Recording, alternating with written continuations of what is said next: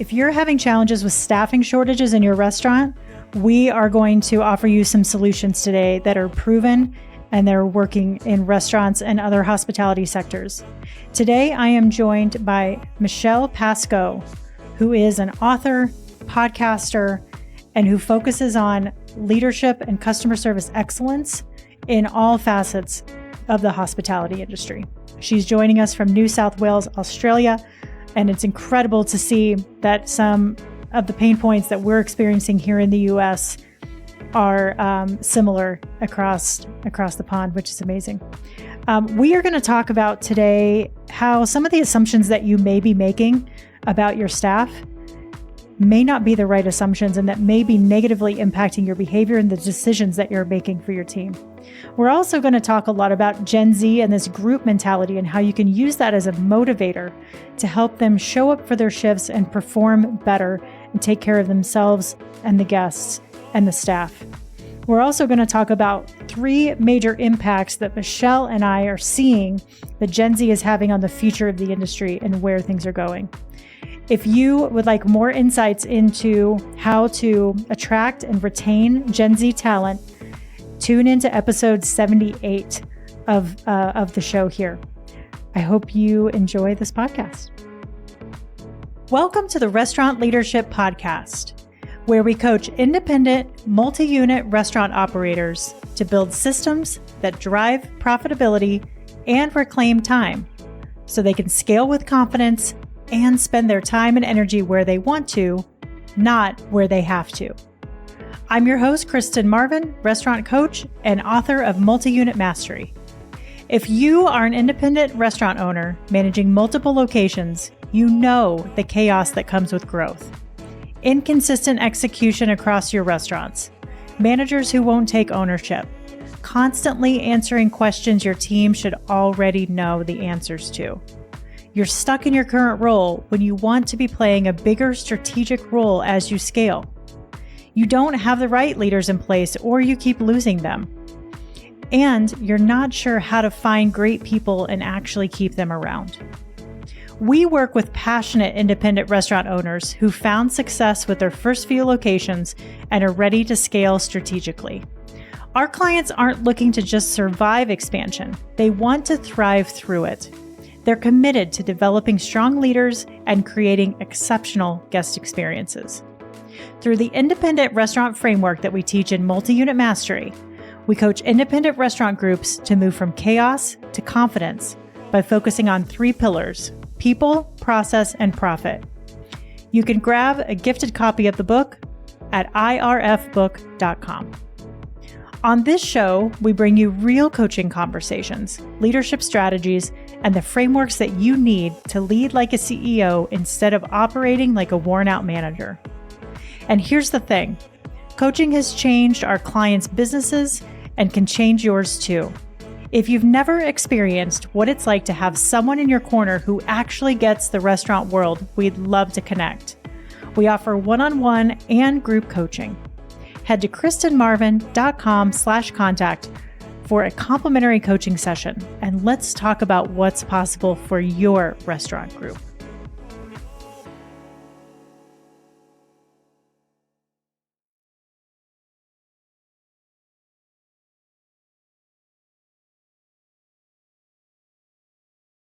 Michelle, what would make this an extraordinary conversation for you today?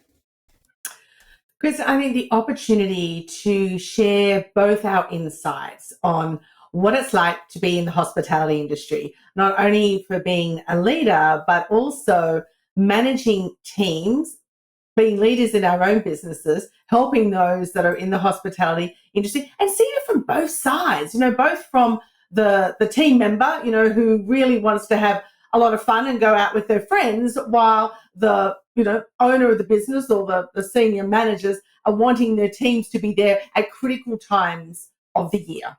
Yeah. So I'm looking forward to it. Yeah. Give me a little bit of insight and give the listeners a little bit of insight into some of those pain points that you're experiencing right now with your clients. Yeah. So here in Australia, we have got a few short weeks till Christmas, and being summer in the hemisphere that we're in here in the Southern Hemisphere, this is our busiest time. So Many of our schools have already broken up. And then so they've got nearly 8 weeks of summer holidays. And so many of our venues, if not all of them, maybe they only make destination venues at this time of year. They're absolutely crowded. But also people are trying to find, well, what are we going to do with the children, as well as how we're going to entertain family and friends. And so our venues, whether they're hotels, whether they're clubs, which is like your mini casinos over there, as well as restaurants, are full to capacity with our wonderful members and guests. But what happens is the team who, 4 generations now in the workplace are thinking to themselves, I'd really like to have that Saturday night off.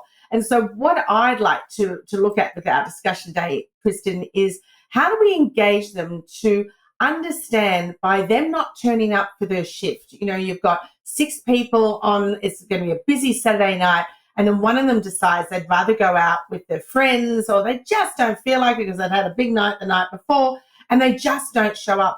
And it's that understanding that they're letting down the team. Mm-hmm. And it's not just, oh, well, they're sick, because of course, sickness happens and, things in life.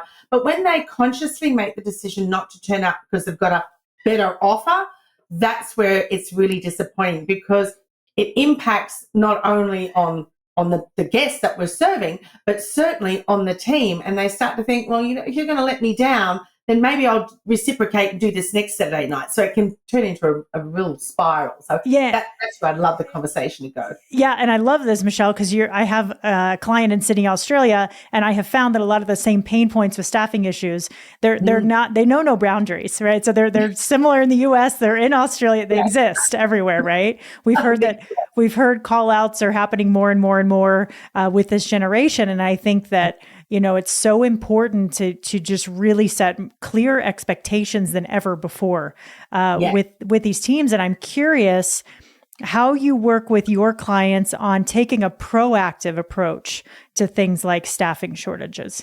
Yes. And so with my clients, a majority of them are the registered club industry. So to give you an insight, that would be similar to your Native American casinos.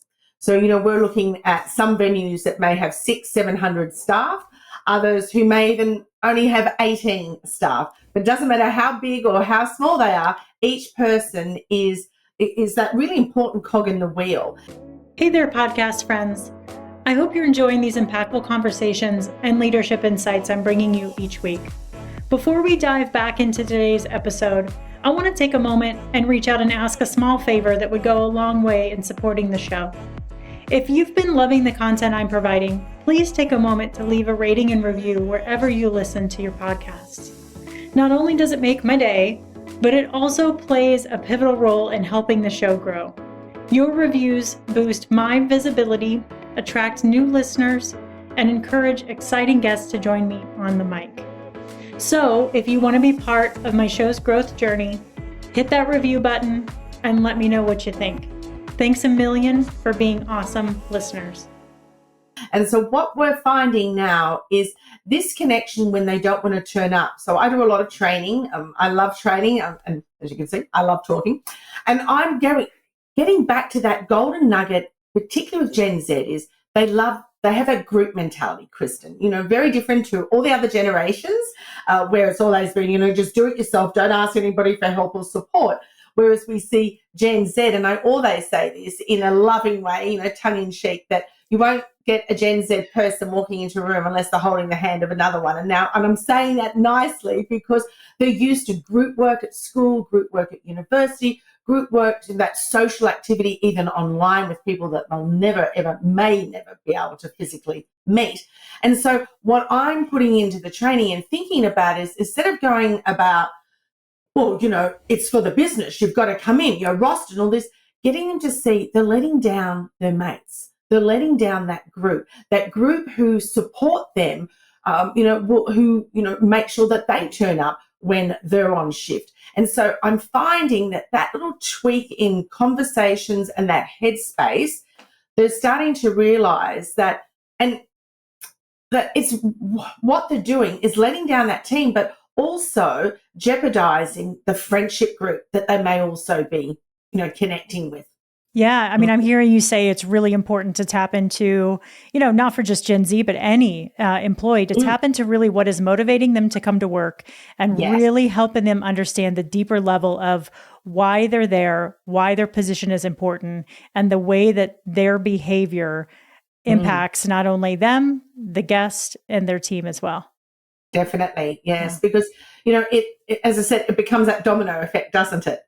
Yeah. Once one person doesn't show up, then do they do that to that person the next time? And of course, I think a lot of times people will give everybody that little bit of grace, that bit of, oh well, they had a bad night. We'll get, but when it becomes repeated, and knowing as we do in the hospitality industry, it is a 24-hour, 7-day a week operation. So it's not just grabbing the shifts that pay better. It's being there for all of the shifts and whatever you're rostered to. Because, a lot of businesses have a 2-week roster in advance. So they know. I think the other thing too, Chris, is they don't seem to understand that they can let us know if they've got an event coming up. It seems like it's that last moment. I was with a client the other week and this chap had emailed or actually had text messaged the HR manager on a Saturday, which I thought was not, that shouldn't be on anyway. Oh, I won't be at work on Monday because it's my sister's wedding. Seriously? You didn't know that before, Yeah. 24 hours? And I don't know whether it's conscious behavior or they just think it just doesn't matter. Yeah. It's odd. Do you work with clients on taking a really proactive approach during the interview process and the hiring process and the onboarding process call outs have never been a non-issue, right? In the industry, they've always happened because of burnout or the holidays or lack of planning, organization or sickness or whatever, or lack of care. But do you think it's important that your clients have those conversations during the interview process and during the hiring process?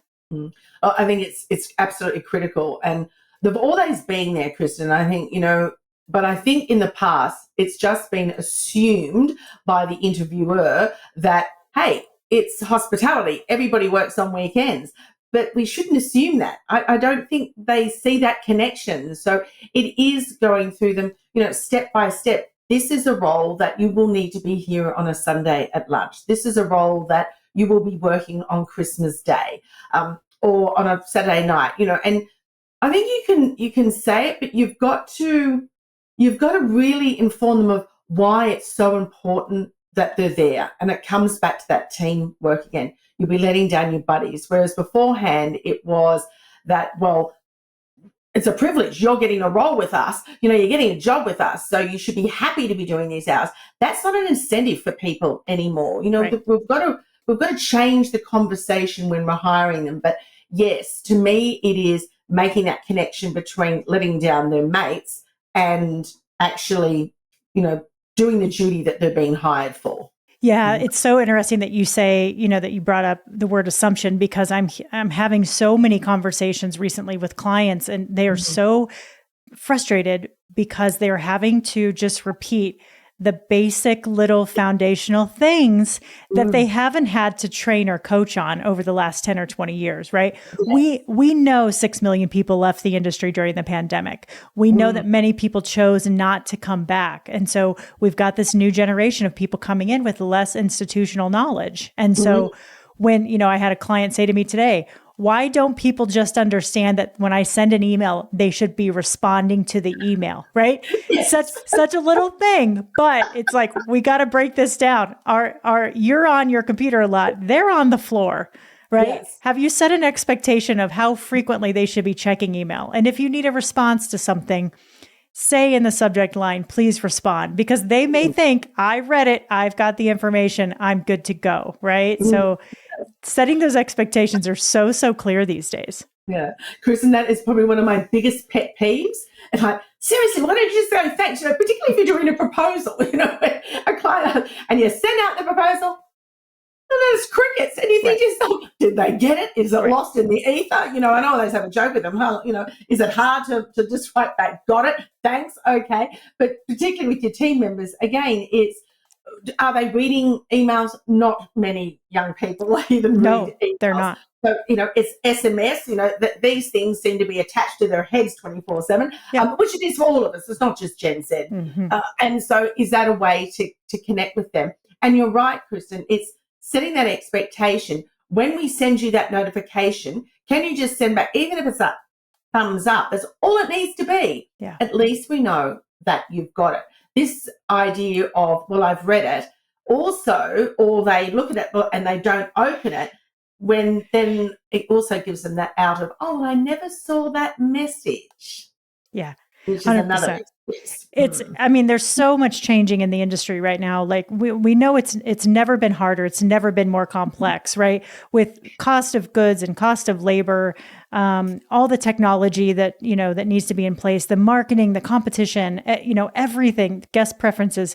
And now we've got this new generation coming in that need communication on a whole new level. Like you said, they're not checking emails.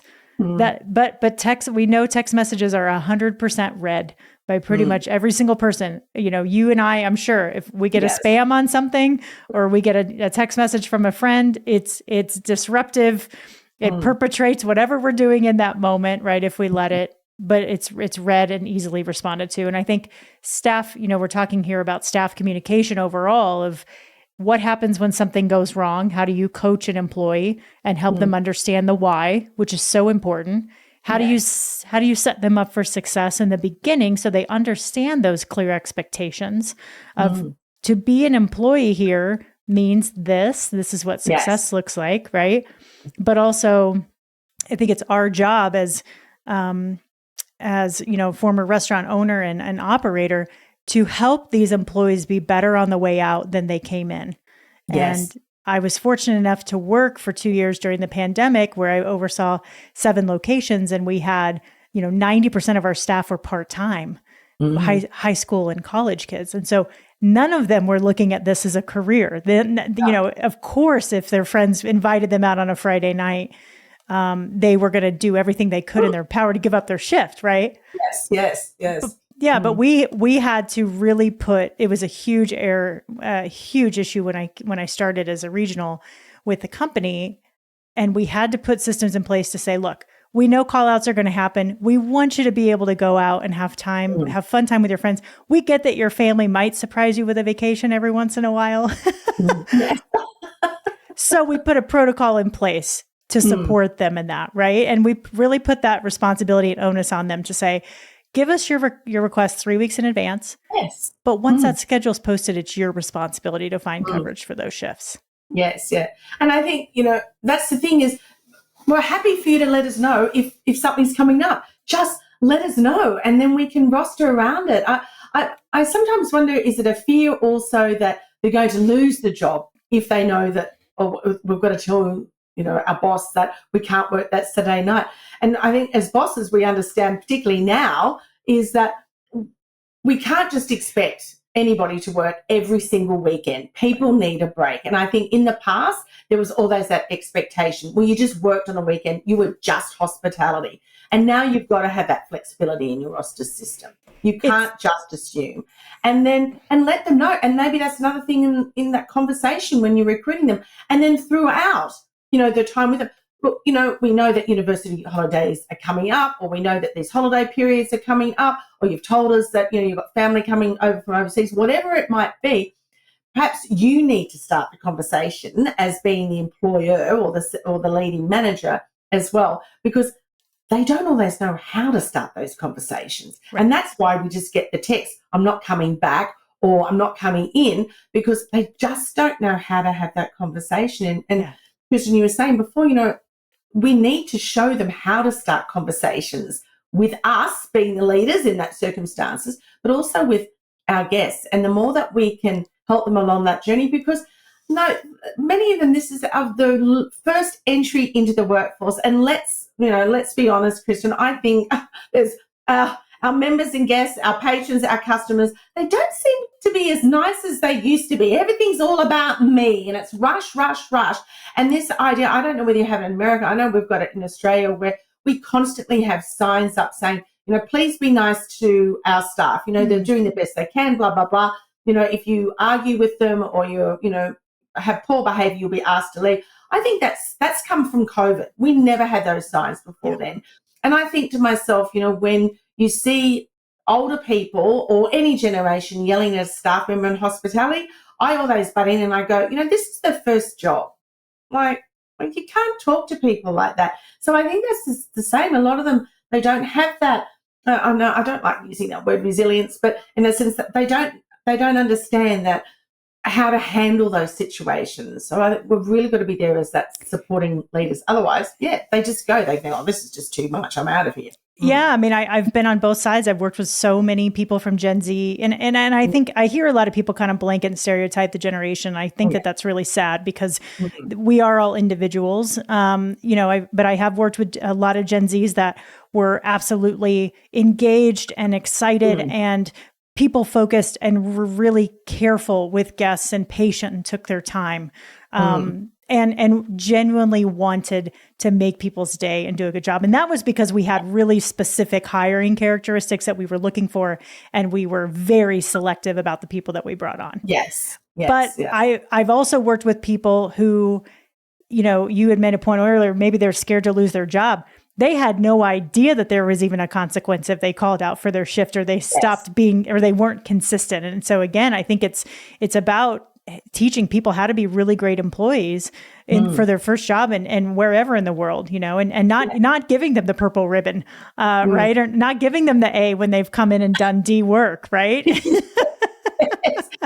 I think there is that assumption, well, I've turned up, haven't I? I'm thinking, yes, well, you're breathing, you're fogging up a mirror, but there's got to be a little bit more in that. And I think that's where it comes back to the team, not just the manager or the leader of that team in telling that person what they need to do, but actually the team showing and holding that person accountable. If they're not doing their role correctly, then it's the team to say to them, come on, I need some extra help, or, calling them out on poor behavior or that lack of team, cohesion. That is important because remember, it's that group around them that they'll listen to perhaps more in some cases than they will the boss. But you're right, everybody is different. And I've got some amazing Gen Z people in our workplaces, and really they are, they're the biggest cohort in the next decade, both as employees as well as customers globally. And this is who is going to be coming through and becoming managers. So let's give them the best standing. And Kristen, you're right. For many, it's their first job and they'll go off and do thousands of other things. They can become doctors and pilots and or whatever they ever want to be. But if we give them a great foundation of hospitality, that is hard work, dealing with a lot of people at different times. Betty can be great at 10 a.m., but at 11 p.m. at night after a few drinks and she can be a totally different person. Yeah. Then it gives them a great, strong, foundation of how to be an employee and even how to be a great person in life as well. I think hospitality industry is such a great foundation for people. Yeah, we've said it for years. Everyone should work in a restaurant or in the hospitality industry at some point in their life. Yes, so many wonderful skills that you learn. Before we dive deeper into today's topic, I want to share something that's been a game changer for the restaurant owners I work with. You know how we've been talking about building stronger foundations for your restaurant? Well, I've taken everything I teach my coaching clients about creating core values, mission statements, and long-term vision, and I've turned it into 3 hands-on online courses. These aren't your typical watch and forget courses. Each one walks you through using AI tools like ChatGPT to create the foundational elements every successful restaurant needs. We're talking about core values that actually guide your hiring decisions, mission statements your team can rally behind, and a 3-year vision that turns your growth from reactive to strategic. The best part is each course is only $49, or you can grab all 3 for $99. That's less than what most restaurants spend on a single food delivery order, but it'll give you the clarity to make better decisions for years to come. You can check them out at kristenmarvin.com/courses. You can also text me directly in the show notes. There's a link at the top of the show if you want a special promo code to save an additional amount of money on any of the courses, including the bundle. Now let's get back to our conversation. I'm finding, and I don't know if you are finding this with the clients that you work with, a lot of owners that I work with come to me and say, Kristen, I am, because of the generation coming in and because there's been so much turnover, I'm exhausted. I've never had to coach this much before. And it's really pulling, it's testing the systems, it's testing training. It is really putting pressure on leadership development to be at the forefront more than it's ever been before. But it's also putting a lot of pressure on the restaurant owners and pulling them away from the time and energy that they want to spend where they want in the business. And I'm curious if you're seeing that as well. Look, definitely. And, coming out of COVID, as you rightly said, we lost so many, particularly that middle management group. That group had either just started on the journey, the career of that management, or even those that had been in a senior position for quite some time. Losing that, and we lost a phenomenal amount of really great people, not only great in the role that they did, but they were really great leaders in identifying the potential in others. And so trying to replace them with people that were, we saw a lot of cannibalization there for a while. It was like, oh, wow, they're really good, so I'll go over there and offer them more money and bring them over here. And, what I've really been focusing on, particularly in the last 5 years, is that with the programs that I do, is that middle management. And in that sense, it is, who are those in your organization now that have got that potential? Maybe just a little flicker. How can we build that into this? Is by developing them and really showing them that you've got the back. But to me, it's really looking at procedures and systems. So often, and I'm sure you've heard it time and time again, Kristen, I'm telling them to do the same thing over and over again. Well, why are you allowing to do that? Where are your boundaries? What have you put in place that you push back and say to them, they'll come to you and go, the tap, the microphone's not working, when I want to do the raffle call. And you're like, okay, fine. Have you looked at the checklist? Have you gone through those? Oh, no, because, it's just a lot easier just to ask you. Well, you can fall into that trap, as we see so many of these burnout leaders doing, because they just do it instead of showing or putting it back. So a lot of times, I'll say to my guys, just say back to them, I know that you've come to me with this situation. What have we put in place that you could do? And they'll go, oh, yes, I could look at that checklist. Okay, go back, have a look at that checklist. And you say it in a nice way, you're not being rude. Go back and go through that checklist and just see if you can find that issue. And when they do come back and go, oh, my gosh, I did find it, Kristen, you go, oh, that is great. Now they feel, oh, my goodness, I've actually achieved something. Because otherwise you can go in there and just fix it, but it's not showing them anything. And to me, that's where that too many leaders won't delegate, because they're thinking it's abdicating the responsibility, or they're just saying to themselves, it's just a lot easier, it's going to be faster, and I know it's done right if I do it myself. Yep. So they're not showing them. So the younger ones go, well, what's the heck? Why should I bother even looking? Because I might also just go to them, because they can just do it. So I think we as leaders, those people, particularly middle management, they need to stop and think, how can I delegate and understand it's making them accountable, but it's also growing somebody's potential. Yeah, I love that. It takes me back to my operation days where, same thing. Somebody would come to me and say, hey, Kristen, where do I find X? And I'd say, well, that's in the training material. Where does that live? And they'd be like, oh, the handbook behind the bar. But let's go take a peek together real quick. Right. And I think what I hear a lot from owners is, especially as they're scaling and opening multiple units, is they're like, Kristen, I cannot ever fully turn off or get away from the restaurants. I'm constantly getting texts and constantly getting emails. And I'm like, well, walk me through a situation. How are you communicating with your team? Exactly like you just said. I said, you're training people that you are the problem solver and not letting them solve the problems. And what a lot of owners don't understand, especially in the independent world, they see systems as kind of as being corporate. Or like you said, they're afraid to delegate, or they don't want to give up that control. But if they could just shift their perspective on understanding that systems are actually a beautiful way to support your team while you're in the building, and even more importantly, when you're away. Yes. When your team has an opportunity and a resource to go solve their own problem, it builds their confidence, it empowers them, and it gives them something that they can build a habit around to rinse and repeat and rinse and repeat. Yeah. Look, that habit is so important, but it's setting those boundaries, Kristen. I love these organizations, particularly here in Australia. We've had a lot of changes with our workplace fair fairness, and now that we cannot communicate with our team members after they've left work.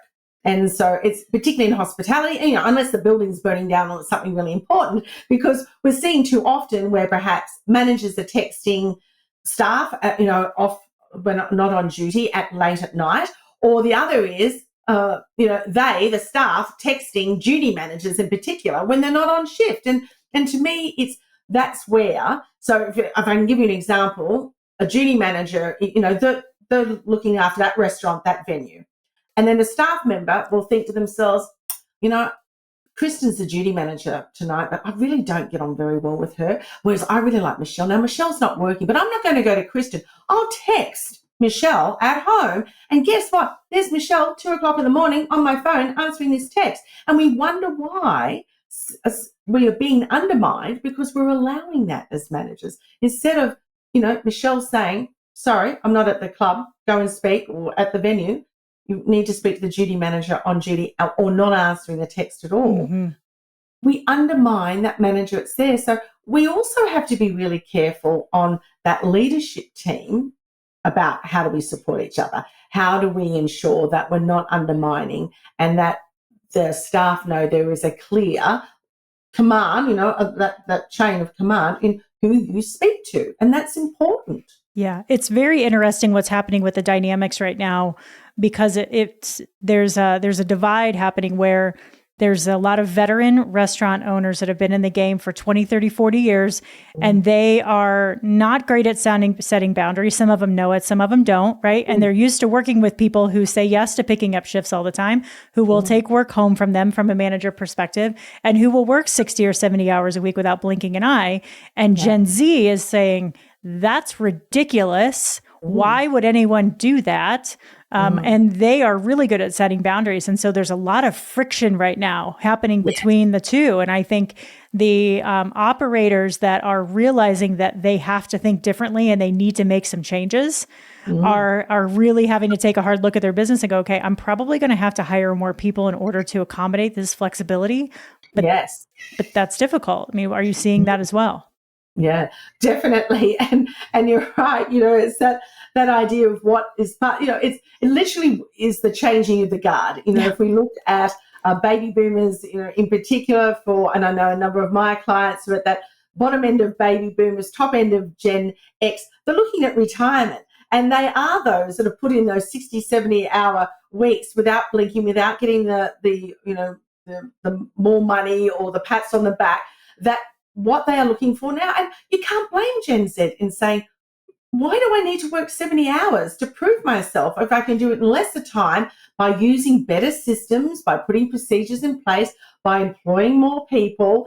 You know, it's that changing of that whole mindset. There'll be some that will never want to change their mindset, and they'll retire and they'll go. So I think it's that next 5 to 10 years. I know with my clients, you know, after 31 years, you know, so far in business, I can see, and I'm sure I'm starting to look older to them too, is that they'll retire, and I can see a whole mindset shift in the next leadership, which for many of them are Gen Ys, and then, you know, but they're looking at it. They've got to remember, well, who was I looking to as that mentor? So it's still that baby boomer or that Gen X. So really, there's no, for a massive big change, it probably won't be until Gen Z get to that 50, 60-year-old. And because I think, you know, the life cycle at work will be very different because they've done things differently. And you know what? Good on them. I mean, how many times have we worked hours and thankless hours on tasks and not being, and it's not always about remuneration. It's just about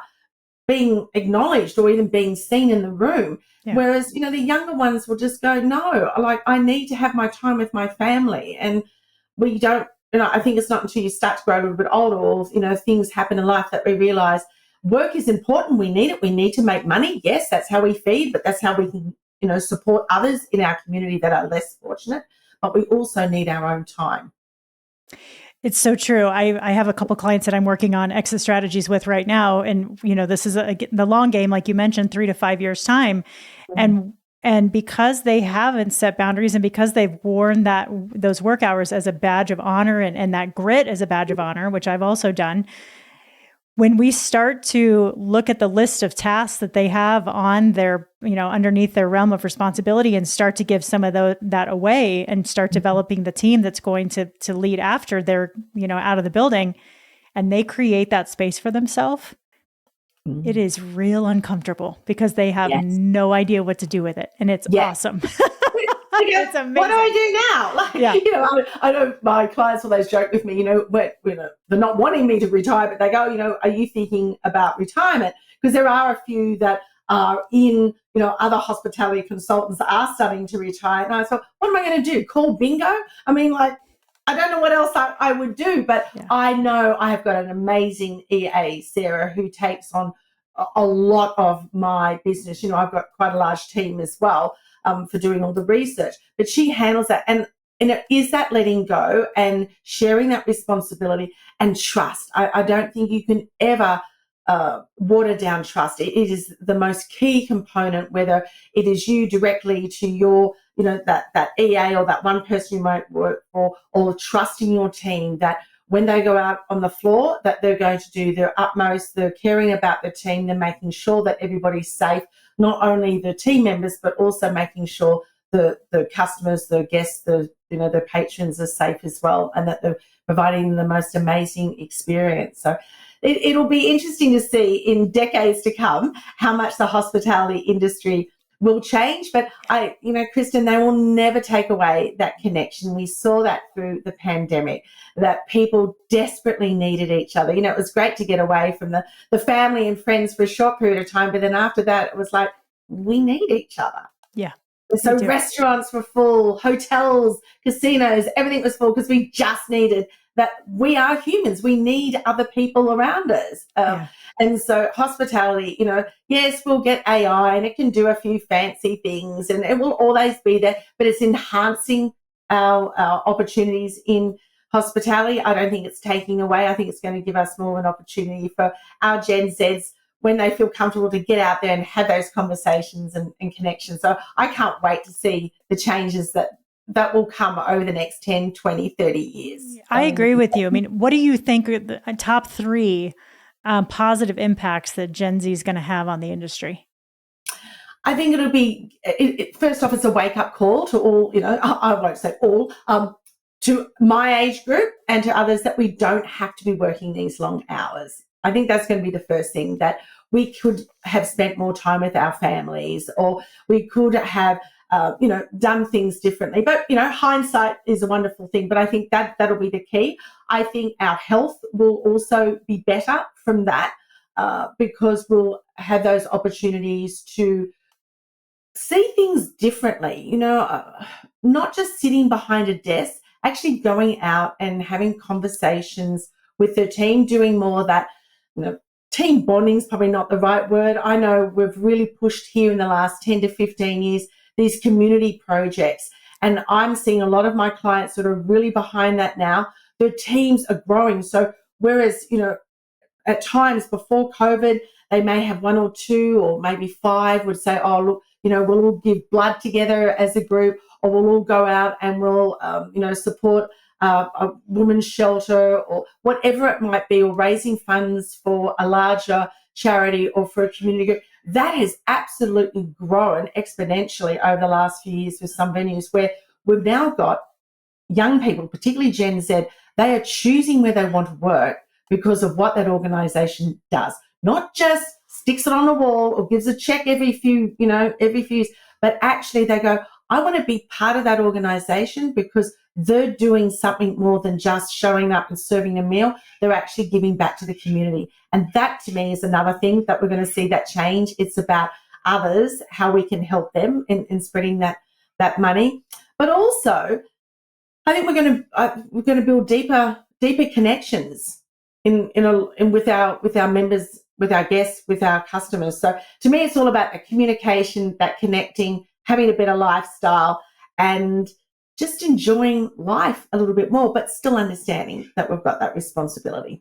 Yeah, I love that. I agree with all of those points. I also think that there's a huge opportunity with the way that Gen Z has grown up with their phones, with the internet, how they're able to have access to all this information, how much they understand social media. I think there's a huge opportunity for them to lean into those strengths and to utilize AI to create a lot of the systems that restaurants need in very, very fast, very productive time frame. So I think if owners will lean into that and delegate and be comfortable with saying, like, let's make, would you go create this for the restaurant first iteration, and let's test it and build it and, adjust it over time.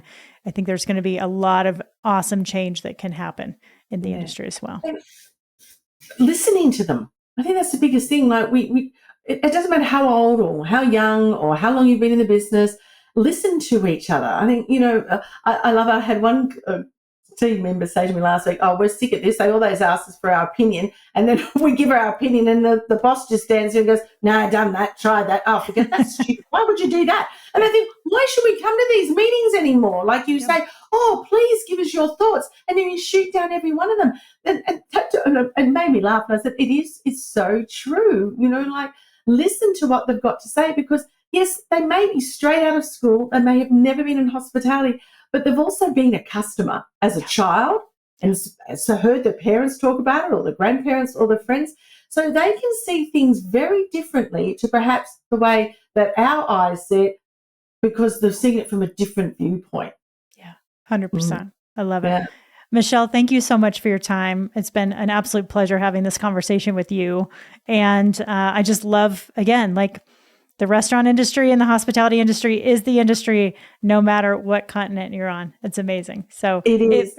If people are wanting to learn more about you and tap into the book and the podcast and all things Michelle Pascoe, how do they connect with you? Well, the podcast, we're just about to go into our 8th year, so it's Michelle Pascoe Hospitality Podcast. I've got the amazing guests, and Kristen will be one of them coming up in early 2026. And look, even if you're not in hospitality, it's always fantastic with what leaders are talking about. We're always talking about leadership. We're talking about customer service, so those amazing experiences and that connection with community. Also, I'm on LinkedIn, so please reach out to me. It's Pascoe. There's a little E on the end for Michelle Pascoe, or my website, which is really simple. It's just michellepascoe.com. I love it. Awesome. Michelle, thanks again. This has been a wonderful conversation and cannot wait to share it with the listeners. And I'll talk to you very soon. Yes. Thank you so much, Christian. And I wish all your listeners all the very best. And for those that you coach, I know you do a phenomenal job with them. And having a coach in hospitality who knows what they're talking about can really change